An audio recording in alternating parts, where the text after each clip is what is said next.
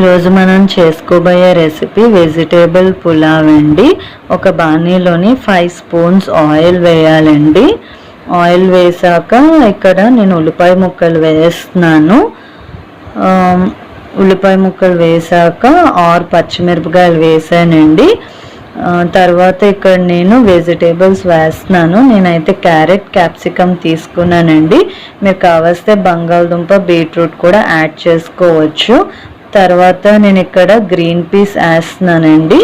Green peas add చేస్తున్నాను. తర్వాత 1 spoon అల్లం వెల్లుల్లి పేస్ట్ వేసాక బాగా కలుపుకోవాలండి.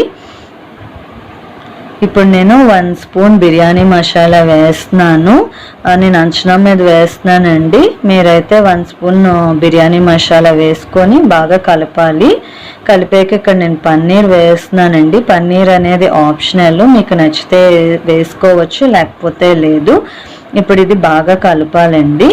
కలిపాక ఇక్కడ నేను రైస్ వేస్తున్నాను. రైస్ వేసాక అంతా కలిసేటట్లుగా బాగా కలుపుకోవాలండి.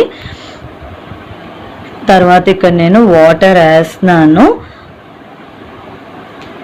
ఇక్కడ నేను టేస్ట్కి సరిపడా సాల్ట్ వేసానండి. అంటే మనం రైస్ అనేది 1 గ్లాస్ తీసుకుంటే వాటర్ అనేది 2 గ్లాసెస్ తీసుకోవాలి. తర్వాత ఇక్కడ నేను మూత పెట్టేసి ఒక ½ an hour కుక్ చేస్తానండి. కుక్ చేయాలి. చేశాక ఇక్కడ నేను కొత్తిమీర వేస్తున్నానండి టేస్ట్కి సరిపడా. తర్వాత నేను 1 స్పూన్ నెయ్యి వేసానండి. నెయ్యి వేసాక బాగా కలుపుకోవాలి. సో ఇంకా కొంచెం వాటర్ అనేది ఉంది కదా, కనిపిస్తుంది కదండి మీకు.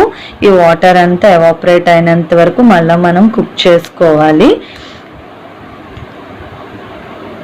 కుక్ చేసుకున్న తర్వాత ఇంకా నేను ఇక్కడ చూస్తున్నానండి, ఇంకా కొంచెం అడుగునైతే కొంచెం వాటర్ అనేది ఉంది. సో అదంతా ఎవాపరేట్ అయినంత వరకు మళ్ళీ మనం ఒకసారి బాగా కలుపుకొని మళ్ళీ మనం ఒక 15 minutes కుక్ చేయాలండి మూత పెట్టేసి. 15 minutes తర్వాత నేను చూసానండి, వాటర్ అంతా ఎవాపరేట్ అయిపోయింది.